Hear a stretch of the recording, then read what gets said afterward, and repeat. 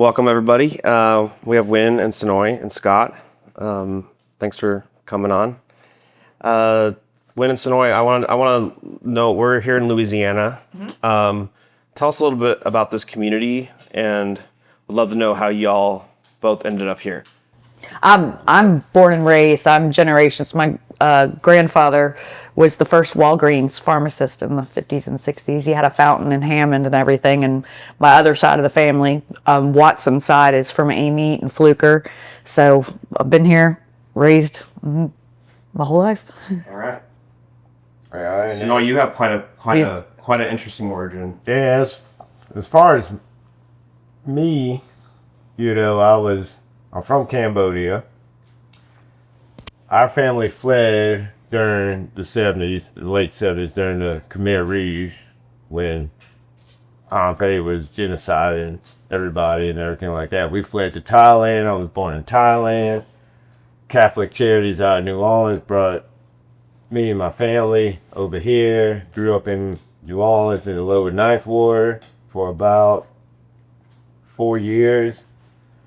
Then I tell you, Mom wound up being a paraplegic.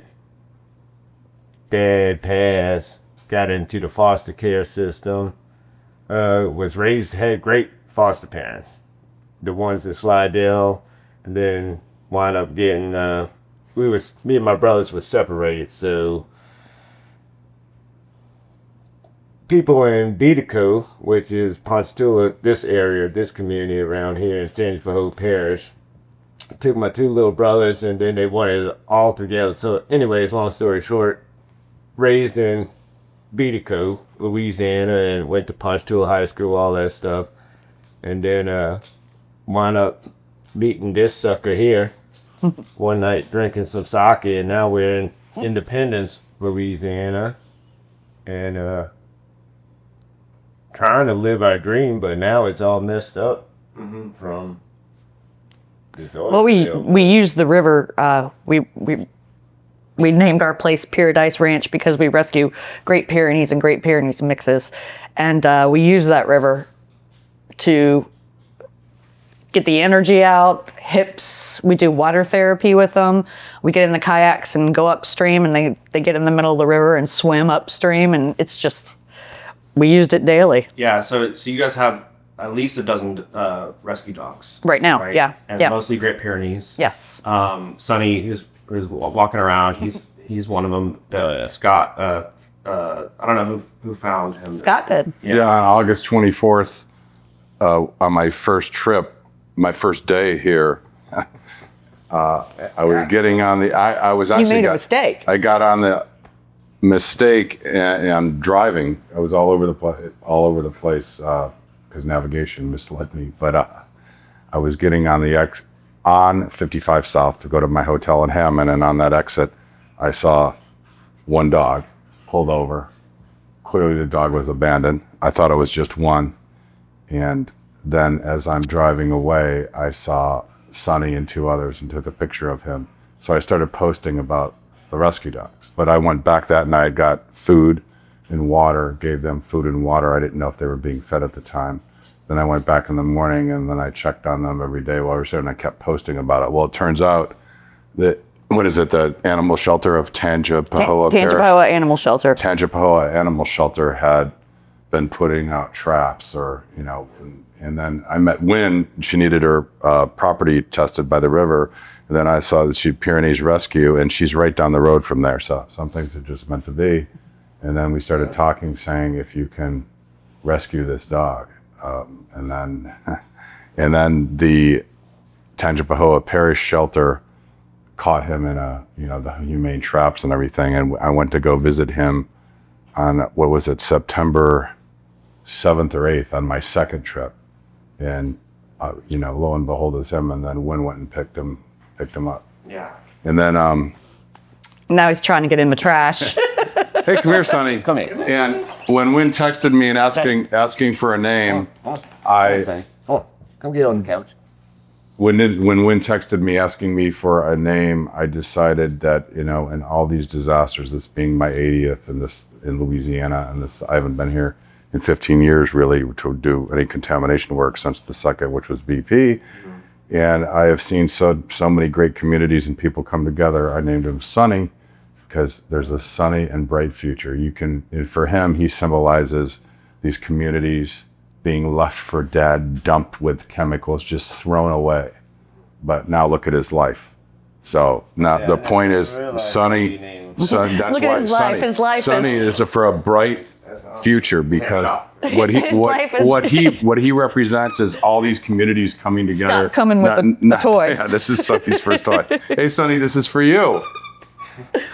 But what Sunny represents to me is, I have never come across abandoned dogs in 80 other disasters, and that's really? No, Wow. I've never there was one when I was driving through Tennessee, but I think he belonged to somebody, thank God. But I'm glad, because I have rescue dogs, and I just have no tolerance for a human being that can do that. So clearly Sunny was dumped off with at least 2 other dogs, and we think he's still a puppy. One's been run over. Yeah, one got run over and killed last week. We're still trying to get the last one. And it's just tragic. I remember when Wynn texted me, and it's really bothering. Feral dogs. Yeah, it's very hard. Yeah, we've been out there. Tons of people have been feeding them, which, if anybody's watching this, stop feeding them, because they won't go in the trap if we keep feeding them. No, he's a red bone mix. Hound. That's a Yeah. I know. red bone. His ears and the way his tail goes. Like, you seen Hudson, the other dog. Yeah. The only difference between the red bones, the true red bone, that white spot on that tail. So when they're running and hunting, because that's what generally they use for it, you see that white, so it's your dog running through the woods and stuff. So he's mixed. I think he's mixed red bone and a mastiff or something. Yeah, he's definitely. He's a pretty baby. And they're young. We think it's siblings. And from what some local people have told me, they've been out there for 6 months at least. So they've been just it was a litter of puppies that were not wanted, and they've just fended for themselves. So he took. I hope you, when he gets big, you can handle him. Scott, He's not going to get that big. He might end up being bigger than Oliver.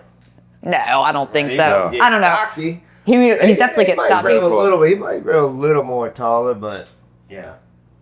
So the dogs. So you use the river, obviously for the dogs, for therapy. People fish in that river. Absolutely. We would fish all the time, especially when it got high. We would get catfish out of it. Yeah. So river is life, and we depend on it. Can we just explain a little bit about what happened and what are the impacts from the accident? well, that was damn big old oil spill or explosion that should never even happen if it was managed and I guess. We actually haven't been told correctly. what the reasoning was of what happened as far as why it happened. I mean, we don't know if it was, we've heard from people that it was a valve problem. I mean, it was definitely an accident, but what the general people are saying, and from hearing employees and just reading everything, you hear people saying that they quit that job because they had to skirt safety reasons, all the time. They didn't want to, basically, they would skirt safety. I've never worked in a plant, so I don't really know. The plant exploded. Yeah. Oh, yeah. The plant exploded. And the impact on it is pretty much everything. With all the drainage into the main river, Well, from here all the way to the mouth of Lake Pontchartrain that everybody loves to go to, the camps, everything, got oil in it. And now, like you said, the fishing, the hunting, the birds. There's no frogs. We never heard any frogs. we got dead snakes. We got dead I squirrels. like this time, we should have seen all kinds of snakes. No snakes. When y'all went down there on the river frogs. yesterday? No nothing. No, you didn't even get to see any alligators. Seen an alligator, no nothing. It's. I don't know. I believe, at least I believe that the animals are that smart when that happens. I think they go to another, they relocate themselves. Right. So I think they might have went towards like the Mandeville, Madisonville area into a nicer swamp area and stuff like that. But getting back to what You happened can't fish enough. with the explosion, the plume went up and it rained. And it's about, what, 50 miles? 50 by 30 miles, would you say? And all that was in the plume, all that soot just covered everybody's homes. Animals walking around in the fields, everything. And what the EPA keeps saying, and it really aggravates me and the governor and everything, is that it's just soot. And it's not just soot from that fire. It's also every drop of water that was sprayed on that, all the foam, everything that did not burn, every chemical, every oil, all mixed together, and it all drained into our river. And in all reality, I don't know why they didn't have some kind of containment system. Every other plant has to have it. There's no reason we should have had all that there. It's just nuts. It's insanity. Yeah, so we've been going around the region. I mean, it's a regional effect, right? This plume burst looked like a volcano. Yep. And we were at a gentleman's farm, his wife, and they had 500 cattle that were covered in this oil and chemicals. You could see it dripping off the animals. They were lucky enough to be able to evacuate. I mean, after they were exposed. Lots of farmer. I mean, this is farming country, right? Yes. And lots of farmers, depend on cattle and the land. Cattle, vegetables, the land. Yeah. I mean, we have Liuza produce here that goes to all the groceries. The one I was trying to tell you everything. That's the name Louisiana. Yeah, and they provide produce for, I mean, a wide, long, lot of groceries. Rouse's, a whole bunch. I don't know what others they do, but I know Rouse's they do. And they're going to regrow in that soot ground, and everybody's going to eat it. What about the dairy? All of these dairy farms here. That milk is being produced right now and it's going into people's homes. Yeah. And it's not just cows. There's people that raise goats for goat milk and stuff, or to make goat cheese and stuff. But these, But you were talking about how this is people's livelihoods and, and generational. It's generational. To say I was one of them, I started it. I want to pass that down to my kids, and they pass it down to their kids, and that's what's happening. These people then, the generations then got passed down to where we are today, and now it's it's destroyed. So how can they pass it down to their kids? It'd be like decades. Who knows? It'd be years. Especially, And I mean, especially after Scott, finds everything he's looking for. Like he says, you can't find what you don't look for. So when he gets all that done, who knows? It might not ever on other come back to where they can grow vegetables. Other environments that you've gone to, how many years has it taken for the land to where you can grow vegetables and the cattle can graze and all that kind of stuff? We don't know. Going back to Mayflower, Arkansas in 2013, we don't know how that came back. And in Mayflower, what happened? That was just a pipeline spill. It was a pipeline spill. The tar sands. Wasn't nearly as bad as East Palestine, Conyers, or Roseland. And why East Palestine, Conyers, and Roseland are really bad is because it's not just, in some ways, oil and gas burning, like the Chevron incident that happened. Yeah. That's not nearly as bad as this, because the oil and gas, although that's not good, but people can stay away from it. It burns up and it will dissipate. And the issue with Roseland, Conyers, and East Palestine, and Moss Landing, California, battery burn, is there are chlorine products. There are chlorine products like Smitty's made the PVC plastic pails. PVC is polyvinyl chloride. When anything with chlorine burns, it gives off a product of incomplete combustion called dioxin. What is dioxin? Agent Orange. Yeah, that's the basic understanding. Most people have someone in the family, unfortunately, or a friend that was exposed to dioxins or Agent Orange. And, and those are forever chemicals, kind of like the PFAS. And just for people that don't know what Agent Orange is, that was used in Vietnam. Yeah. Right. It was a chemical agent, and the effects have been widespread throughout a generation, basically, of soldiers and people. Yeah, all our vets, and that's why I don't get either. Not to get off the subject with what's going on here, but with the vets that was affected by that. Government doesn't even take care of them. You know, they don't do shit. Yeah, I mean that was the whole plot of Rambo. The first Blood is Rambo's visiting his Exactly. friend, and he's died from Agent Orange. Yeah, Well, exactly. the lady made a post in the Blue Shirt Justice League Facebook group, and her hands had blisters and wounds all over them from cleaning, because they were told it's not toxic. Go clean it yourself. Right.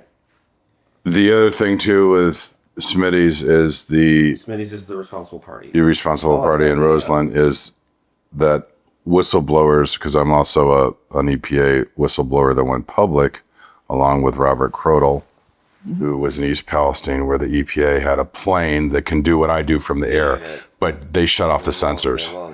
Right. You can't find what you don't look for. So we came out publicly, along with the class action attorney expert that was silenced by the class action attorneys, who decided to go all of a sudden after representing all their clients, and it might have to do with 180 to 200 million reasons why, as in the legal fees they got, telling, all of a sudden switching their narrative, saying, you're not going to get sick, nothing to see here. That's nuts. So, and as you guys know, the EPA, it's not conspiracy theory, it's conspiracy fact. That they followed me, smeared me, and the class action attorneys joined in with a PR firm to follow me in these disasters. But, you know, Pam Kirkland from PBS out of Georgia ran that long segment. So that's where the background, and as you read all these emails, I'm more upset about the surveillance they did on the community. The EPA just didn't do their job. But it's the same playbook over and over again. You can't find what you don't look for, nothing to see here. And very specifically, like I spoke about at the first town hall in Roseland on September 9th, the EPA tested one data point. And I checked their website. If they have more, they haven't released it as of today, October 4th, I think. They're probably waiting. And they took soot that was mixed with water in a ditch. Yeah, Dilution is they not the they solution of diluted it. pollution. So, and then they declared the soot safe. So what did we find? We tested the soot and ash raining down on people's property. And first of all, let me step back. Roseland's, just when I think I have seen it all, then Roseland comes. And why Roseland is a combination of the BP oil spill with everything spewing down the river, combination of East Palestine and Conyers. It's like everything at once. And the reason why is soot and ash raining down from the sky, but oil raindrops raining down from the sky. And when I got here on day one, you know, within 48 hours, I was testing pools that were full of oil from the sky. When it's almost like surreal. This is when I got here that day. I was telling people I felt like I was in some kind of Stephen King movie. And I arrived and Amit, am I saying that right? I can say Tangipahoa River. That's good. Amit. So what I tried to get to ground zero and weaved around, and I started driving around, and I saw a family, little kids with ash up to their knees and dogs running around and soot, and I tested the property, but it's not their fault because they're being told it's safe. Absolutely. And what's But, I mean- what's in the soot and the ash that's dropping? We're finding nickel. You can nickel, high levels of manganese, all kinds of problematic metals, and then you got the mixtures of the dioxins with potentially PFAS too, all that foamy stuff. So then you step in and there are no standards for mixtures of chemicals. And the EPA and state agencies and other agencies and elected officials will say it's a safe level. Well, that's all based on a singular exposure to a singular chemical. And synergistic toxicity, when you ask them the questions, well, what about the mixtures? They will not give you an answer. Right. And because they have to say, I don't know. And, you know, and then the gaslighting of the community has already started PTSD, and then they're going to go give taxpayer grants to You know, So gaslighting the community. So let's unpack that a little bit. I think just for people on the outside who, or maybe just seeing a clip, oh my farm got, this is everywhere. I mean, you can probably drive across the street, meet someone new, and they'll be able to talk about how they're being affected. It's undeniable. You can see it, you can smell it, and I think there's a lot of fear because none of us are.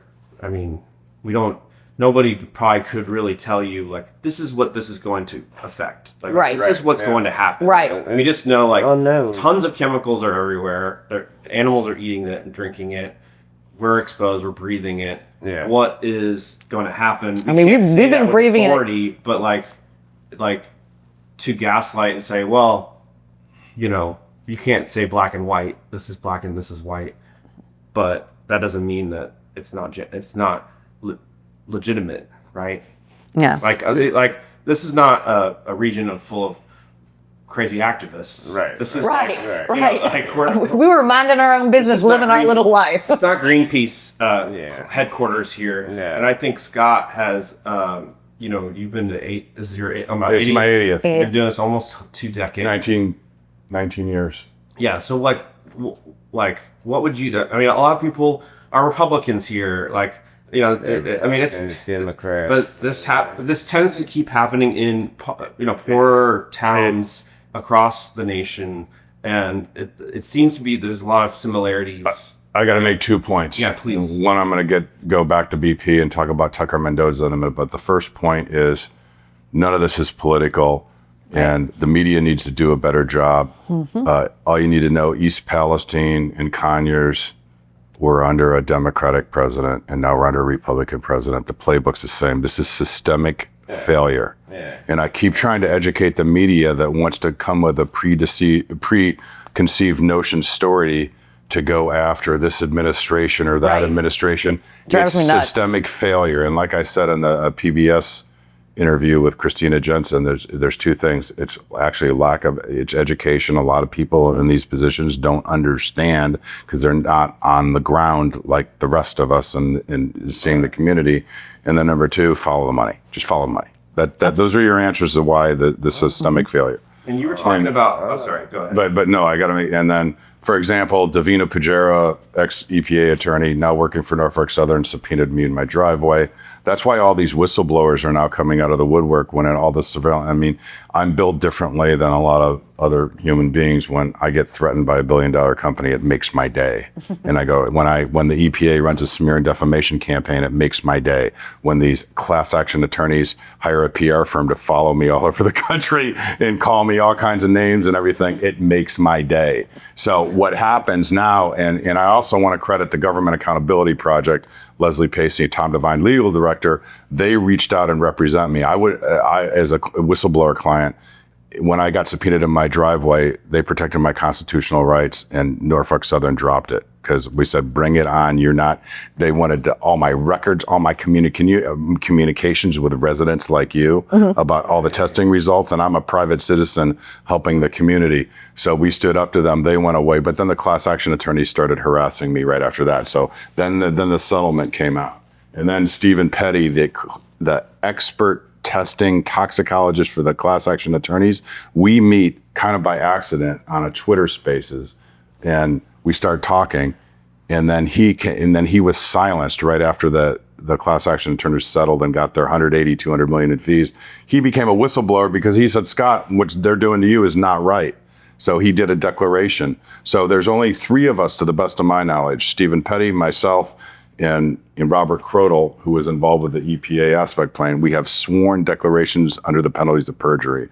And all these other people making all these false statements about all of us, attacking us, let's see them sign under the penalties of perjury. It's Right. all this nonsense meant to distract everybody. But basically, you go to disasters, you test water, soil, whatever has been affected, and then you basically, the purpose is to educate community and to provide ammunition Right. for residents in potential legal action against responsible parties. Is that Well, no. Well, yeah, it's somewhat accurate, but for the full gamut of what I do is I'm a small part of a much bigger team that people support me, toxicologists, other experts. Like 2 of the people on the team were involved in writing the ASTM standards for dioxin testing. One of them was the number 2 guy at the Ohio EPA. So these are the kind of people, and again, they're not built like me, so you see me out, but I'm just a small part of an incredible team that I'm so honored to be. You see me out in the public because I'm the one that's built it. My role on the team is I take all the incoming missiles because it motivates me. So what first and foremost we do is go into communities. Going back to my first disaster, that's why I started doing this, because I walked the streets and I was wiped out in oil contaminated floodwaters. Factory got destroyed. And people can see Chuck Schumer recommended me for the Small Business Administration Disaster Recovery Phoenix Award. And back then we had George Pataki, a Republican. There was no politics. Hillary Clinton was the senator. Republicans and Democrats were showing up in the town where I had 100 employees that couldn't feed their kids. First thing I did is secure, unemployment benefits and make sure that they could feed their families. And we rebuilt. The insurance company wouldn't pay. We rebuilt everything. I didn't care, and I didn't know about this Phoenix Award for disaster recovery. I just did the right thing. But the point is, Like Smitty should be doing. The point is, Senator Schumer, Senator Clinton, Hillary Clinton at the time, George Pataki. I mean, Republicans, Democrats, nothing came up on politics. None of this stuff came up, and we need to get back to that. And the community was able to recover, and but that launched your sort of Career. Yeah, so I started going into communities, and then the BP spill in Louisiana was my second spill, and that's where I met NOAA scientists, EPA scientists, and 90% of the people at the government agencies all call me in confidence, keep doing what you're doing to expose it, because it's not 90% of the people that are working, probably 95% of the people that work at these government agencies are the workers on the ground. They know what's going on is not right, but they know they have to stay anonymous because if they come out, they're going to get attacked. Right. So the point is it's only the cream doesn't rise to the top. I mean, it's a harsh word, but the scum rises to the top. Defining the scum as the people that sell out their constituents and communities. And I can go through a whole list of people, like the lawyer, like Davina Pajara. She subpoenas me in my driveway working for Norfolk Southern. You go and look at her background and her college and her awards. Sustainability, environmental justice. And Norfolk Southern, they are the responsible party in East Palestine train derailment. So it just goes on and on and on with the same playbook. But the main point is, first and foremost, we are here with the team of people I have. When I make a presentation, I review everything with them. And first and foremost is to let the community know what they may have been exposed to, so they can decide go to their doctors, so they can decide, they can go to lawyers if they want.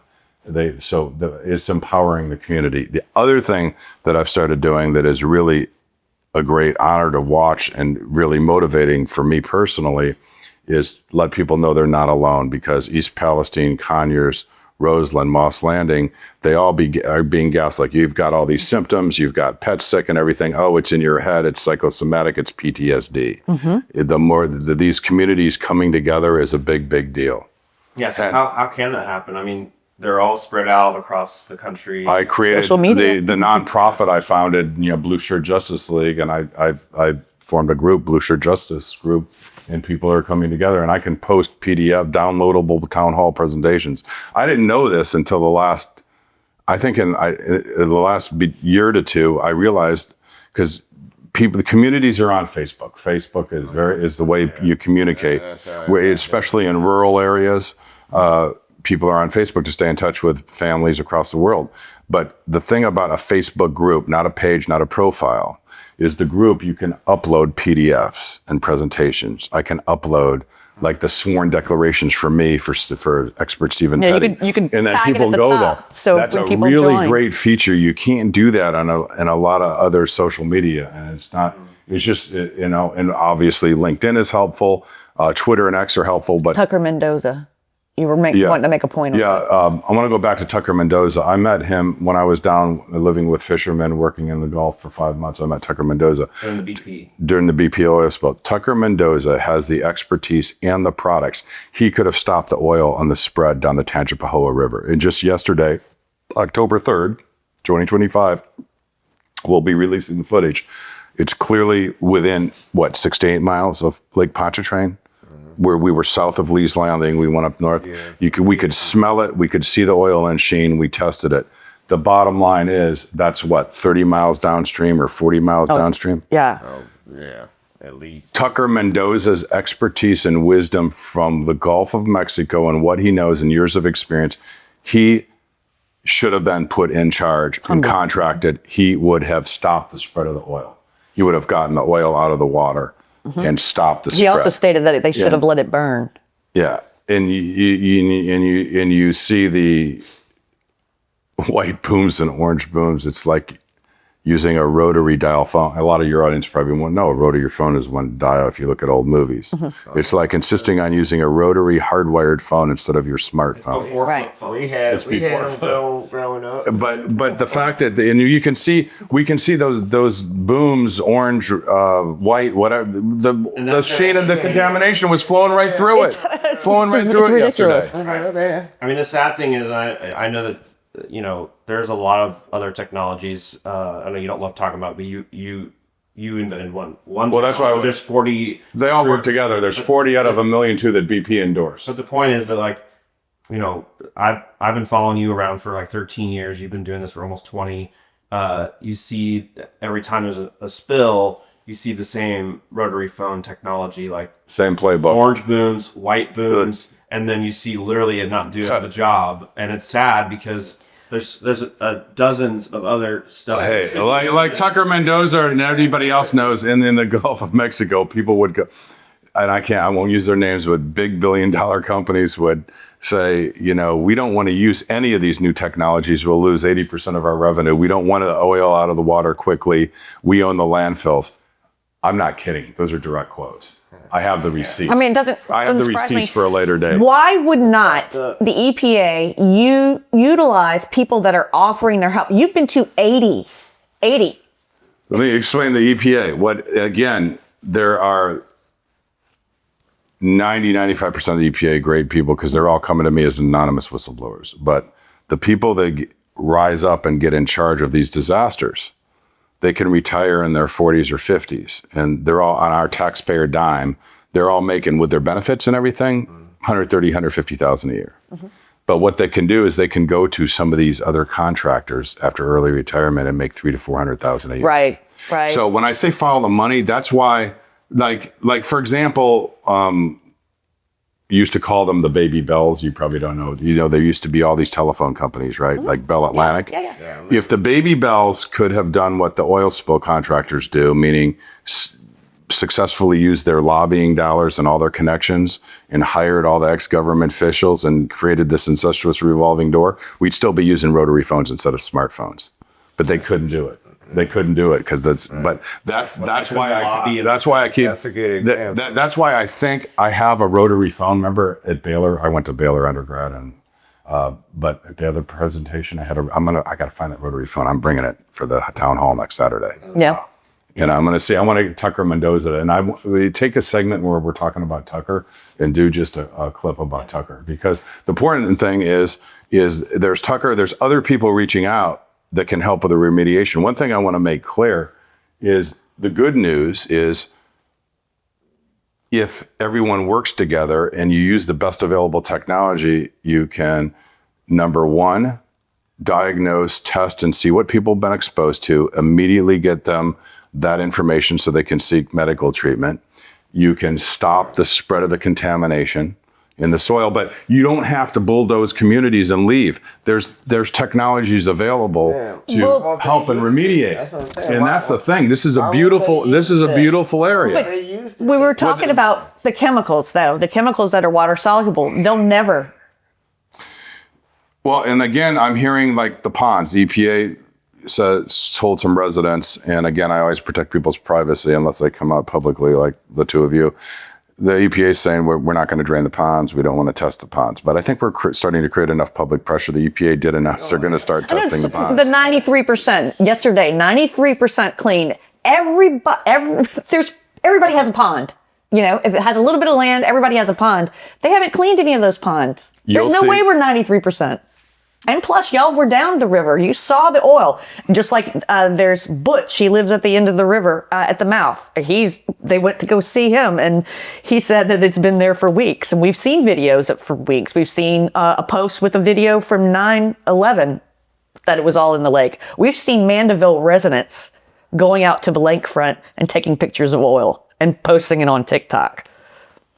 Yeah. So just like in 80 disasters, like there's a spill, there's a event, contamination event, and then what happens? They create a joint unified command center, right? And that's a combination of government. You know, I'm laughing. It's a unified command center as the joint unified propaganda center to say nothing to see here. Right. It's, you know, and if you're getting symptoms, it's in your head. You smoked cigarettes in college. You drank too much in college. Mm-hmm. You smoked pot in college. It's their household. Even though you didn't have any health symptoms before the contamination event, it's your fault. So blame the victim. All my dogs have diarrhea and bloody diarrhea at that, but it's their fault. It's you. It's what you're feeding them. Yeah, it's your fault. I'm feeding them all when it's your fault. It's totally How dare you blame Smitty's? This is another thing that really aggravates me. My weed pack. CBD oil. With that, they knew that the oil was going into the river a couple of hours, you know, within this. And Saturday afternoon is when we were told. Okay, my dogs were in that river, and I go out there and I go look, and you had to wash the dogs 20 times to get that shit off of them. Yeah, like one day. Yeah, they drank that. Day. You know, it's. But just so people understand, just the method that is implemented. There's a disaster. They create this sort of this unified command, which is a combination of government. It's all PR. Council party. It's essentially run by all public relations people. There's a reason the $1 billion responsible party spends tens of millions of dollars on PR firms, because they control the media. And I have even gotten calls in East Palestine, going back to the BP spill, going to kind of every place, a journalist trying to do a great job will call me and say, Scott, I'm furious. I just heard from the producer. They're not running the story because we just had Norfolk Southern, we just had BioLab, we just had, so threaten the advertising. I wanted to ask you about that. And then you see a revolving door with media people. A lot of these media people will go. But I just want to be clear, like PBS, Pam Kirkland, Christina Jensen. Right. There's a whole host of reporters that Jordan Sheridan, Rich McHugh from News Nation, Chris Cuomo. And again, if I'm not there, there is a growing, just like I'm optimistic about these communities coming together, there's growing journalists coming, really doing great stories. So the thing is, the era of these PR firms that are engaged, that hire ex-media people to shut down stories, that's starting to go away. Social media is helping that. Social media is helping expose all that. So I want to be very clear, just like 95% of the EPA government employees are great people. I would say the majority, well over the majority of the media I'm dealing with are getting the truth out. It's just some of the big media markets, you're not going to see the true and accurate coverage. Well, the question I wanted to ask you about is, like, I knew about Palestine. I knew about Moss Landing. I knew because the media here was showing it, you know, so it went national. This is not. Why? What's the difference? It's we're going to get it to go national. I know, but the thing is, the difference is the public. You can't underestimate the power of public relations. There's a reason why so much money is spent on PR, because unfortunately it works unless you do what we're doing, bringing communities together, going on the ground and building the revolution from the ground up. Now, I want to give an example of what I'm doing. So I'm a huge Led Zeppelin fan. I love music. Led Zeppelin too. There's Led Zeppelin and there's Russ. So let me tell you where I identify with Led Zeppelin. Okay. Rolling Stone cover, they were said, they were criticized, they were panned failure group. They ignored the press. They totally ignored the press. And they went community by community, getting the word out, getting their message out, and they became the best band ever. So that is really the method. And we're going to listen to Led Zeppelin going to the airport. Okay. So let's take a break. We'll take a break from everything else. I am going to crank Rock Led out Zeppelin some after Led this Zeppelin. because and if you see the documentary that came out, you see Jimmy Page talking about it. Jimmy Page kind of talks about it, just ignoring the media and the satisfaction of the success. But they went from the ground up. They went to the communities. They went to all the small venues bands. and brought all this Small together. This is what's happening in this movement. So 80 disasters, and I think you've done a lot of work to educate residents locally. I mean, Sonoy, what was your experience like? You helped Scott. I think this is amazing. Not just amazing, like the feeling that you're actually helping your community out, but to Learning new like things. you said, educate me what he's looking for and how he tested, to get the samples and everything like that, how to do it, and then just it puts like something else in your mind, like say if I was somebody over there and wouldn't pay attention to it. Now I'm paying attention because at first He wasn't. I wasn't paying attention. I was telling him everything. He was not paying attention. I wasn't doing nothing. He was like, into it's normal. The government, they don't care about us, that's right. It was that kind of, he was flippant about it, basically. But now I'm like, now I'm on board, Now I He's see, paying attention. my eyes are open, and now I see how the government is fucking us all over. Could you say that on a podcast? You can say that on YouTube. You can say fun. Okay. You don't watch YouTube? No, not a lot. But that's what it is. But it really did open my eyes. And you taught me a lot. You taught me hell of a lot on just not how to collect samples, but just Understanding and all, huh? understanding and this and that. But it's that's it's been fun. I also want to like say, it. I want to say something about all these communities, because in all these communities I've been in, this media narrative and people trying to divide us with all these communities, I am not seeing any racism. And I'm seeing black, white, everybody come together. You're from Cambodia. It's not about politics, Republicans, Democrats. People are coming together from everywhere. It's not about skin color. No, Right. and you know what? So the narrative we see in the national media about trying to divide people, I tell you what, it's gratifying and motivating to me.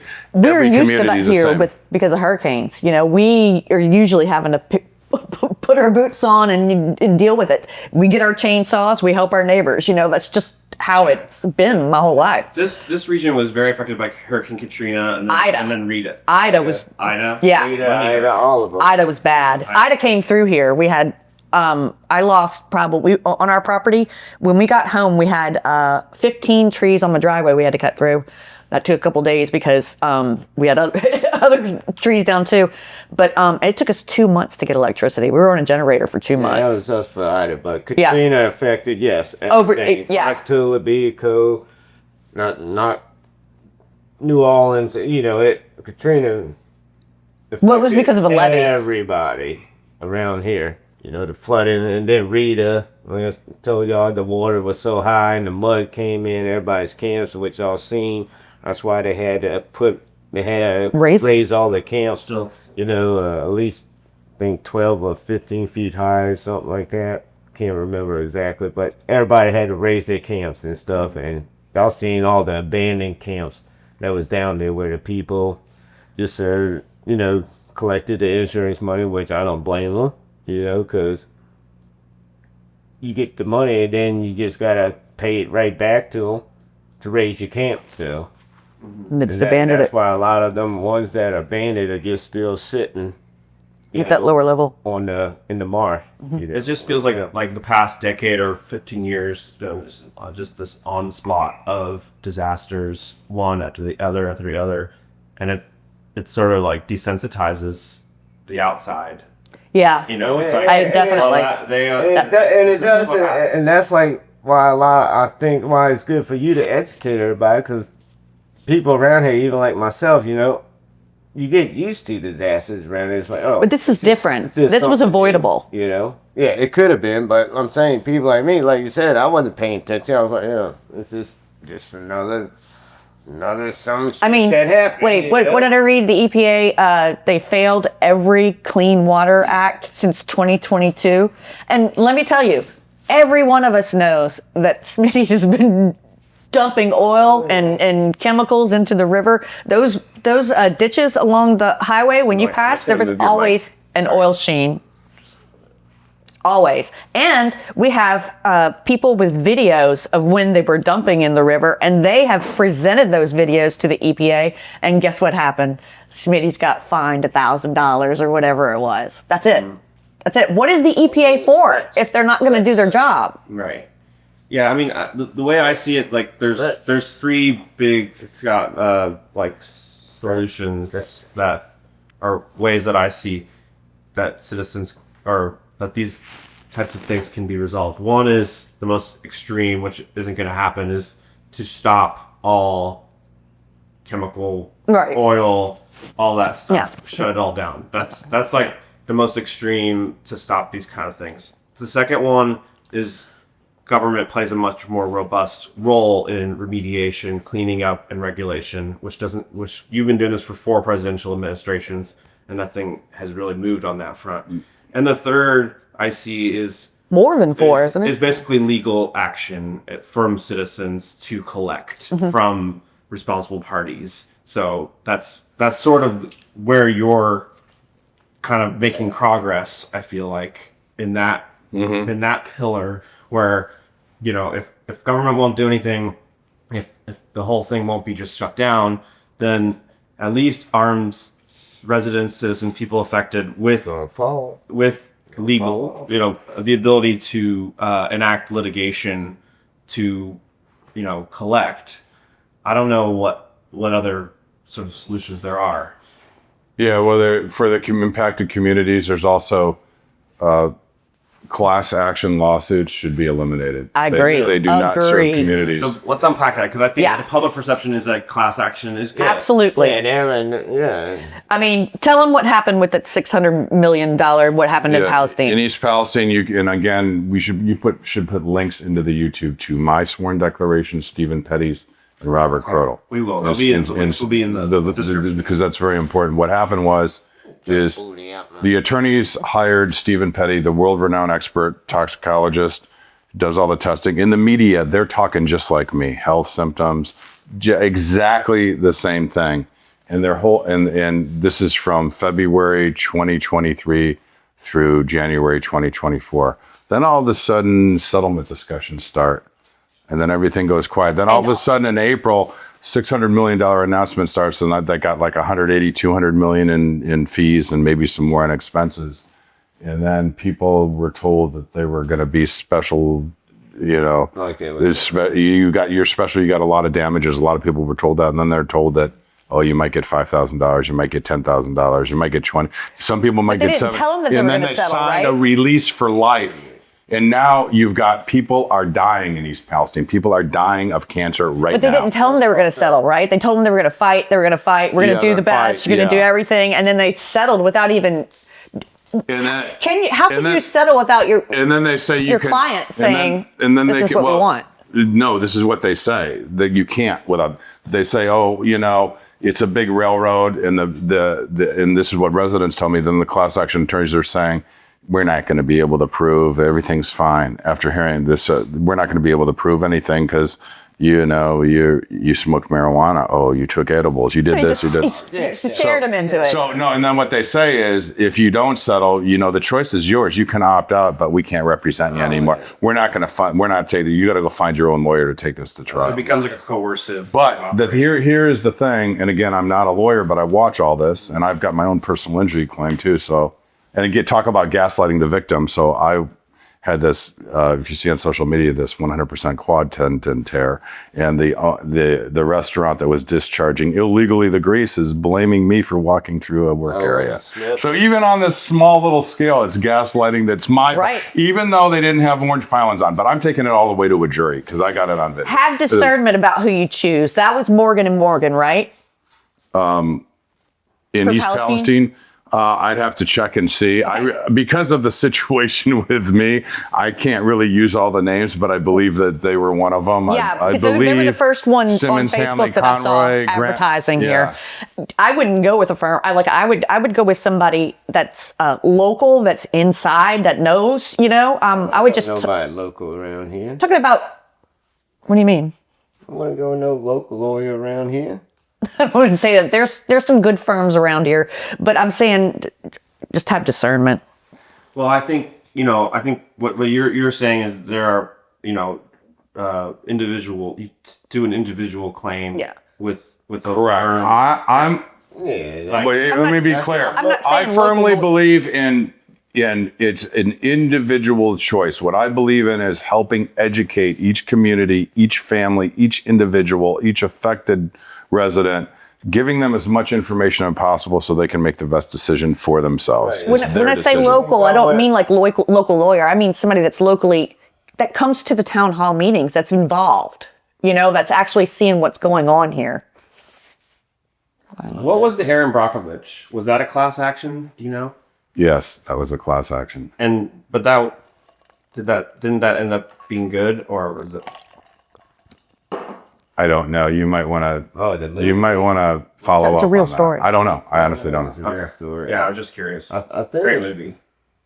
It was a great movie, yeah. Yeah. I don't know. What are you thinking?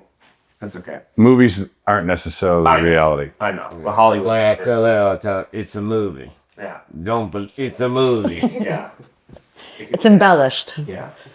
Well, yeah, that's all like really, I think counterintuitive, right? You think class action, it's generally perceived. You think well, the more the merrier, let me- the bigger, Well, let me tell you, I got another personal story on class action. So, not so long ago, there was a data breach, and I was without email, and it cost my business a lot. And I thought I had $100,000 of damages, and I signed up, and being led to believe by class action attorneys, $100,000 in damages. The attorneys, when it settled, got somewhere between 12 and 15 million in legal fees. You know how much I got for my 100,000 in damages? I got a check for $700. That sounds about right. So anyway, But just from your experience, so like would individual, the idea with the class action is like you don't have to pay unless there's a payout to lawyers. correct. But it's like my personal injury claim. But these communities are just like a slip and fall, personal injury or anything else.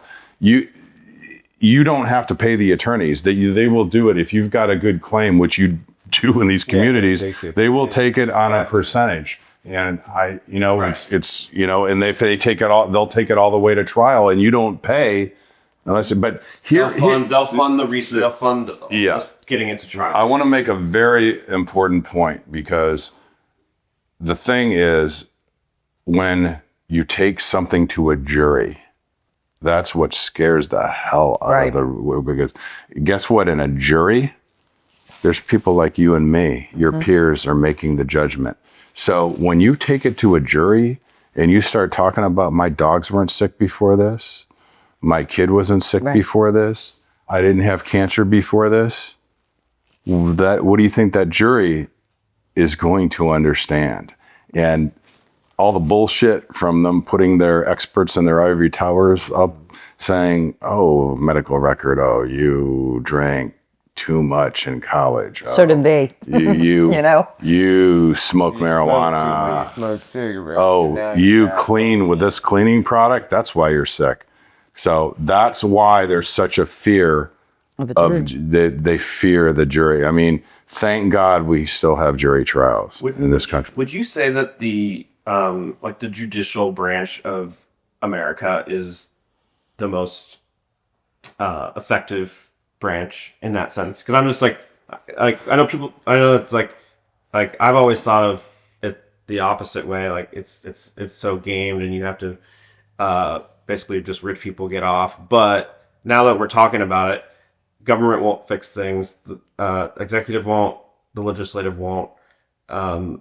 It seems like the only path for citizens, the best path, is to get things to jury. All branches of government are gamed, and they're all being called out. The good news is people are coming together, and like I say, the future is sunny and bright. It really is, I believe, from what I see, the mass movements coming.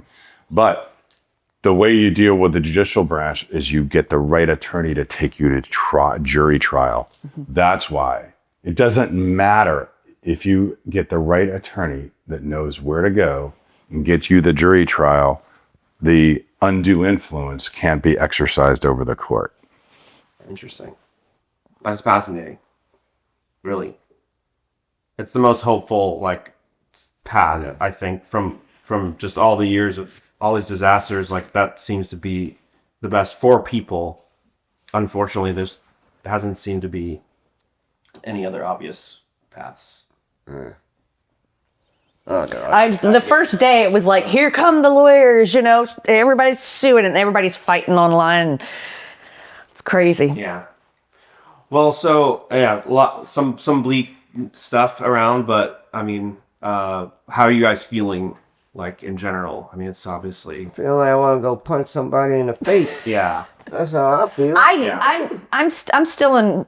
I think a little bit Choke of somebody. shock because I can't believe I had, I guess, rose-colored glasses on when I watched these politicians on TV. And I know they lie. I know, but they just sat there and on TV completely told the people it's not in the lake.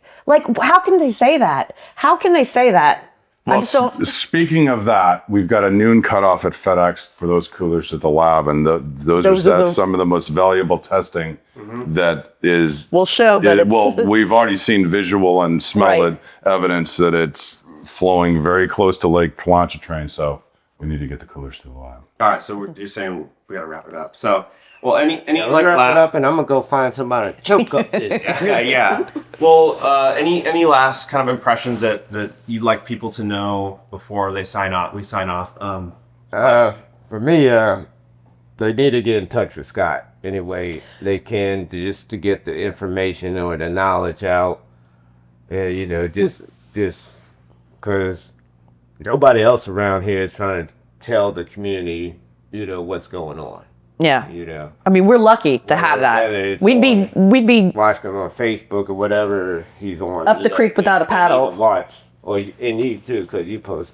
They need to watch. They need to watch y'all stuff. Yeah, we have the Blue Shirt Justice League group in Facebook, and then you've been posting. What are your? I'm Sam Wolf Productions on TikTok, and then on Instagram, Skywall and SKYE. Yeah. And I've been posting everything. As soon as I find out something that I can share, it's Wynn August, WYNNE August. Yeah, look at the camera. What? This camera that way. You ain't gotta look at one of them. No, What? it's fine. There's lots of options. And no, it's great. And yeah, I think. What did you say? No, But I think what you were saying is I think power in numbers and all the people that have been. It's not just this disaster. It's a nationwide and global problem that people need to start kind of. East Palestine can connect to Hammond, to Mayflower, to. We need our community needs to start Then everybody starts coming seeing together. Well, all this stuff and nothing being taken care of by the government. Yeah, and you can meet friends across the way, I think, and that. Here's my closing statement. know. I'm not an attorney, but I'm going to give you a closing statement. Okay. This is why this is very special, not only why it's the 80th disaster in Louisiana, and then my second was Louisiana. Sunny represents, there are no coincidences. The future is bright and sunny, just like Sunny, the abandoned puppy thrown, left to die along And a now he has highway. a bright These future. communities that have been chemically impacted communities left to die because of putting profits over people. The future is bright and sunny because millions of people are coming together, and you're not alone. Right. Yeah. Reach out, Yeah, absolutely talk to right. people in Conyers, East Palestine, other places. There are many, many, many other places. People are coming together, and I'll leave you with this. Why do you think the censorship, why do you think the PR people are out there? They fear what is happening with all this right now. They fear millions of people coming together. That's why there is a critical mass right now that they can't stop. The PR firms hired, the smear campaigns, the defamation. Think about it. The EPA ran with over 50 PR people, and I'm not, you got the evidence, and it blew up in their face. I mean, they were surveilling my other rescue dog, Oliver, and distributing. I mean, they were just surveilling everything. You know, it's fantastic. It made my day. So the point is, the future is bright and sunny because communities are coming together, millions of people. And we're going to, as taxpayers, it's time to hold all the government agencies possible. As taxpayers, you can even hold the court systems accountable. And it's time we take the power back. And we, as millions of people from the east to the west coast, from the north to the south, from all walks of life. And Alaska. And Alaska. And Hawaii. And Puerto Rico. Puerto Rico. Puerto Rico. Yeah, don't forget that. Well, on that bright note, thank you guys. Thanks for joining. Absolutely. Thank you.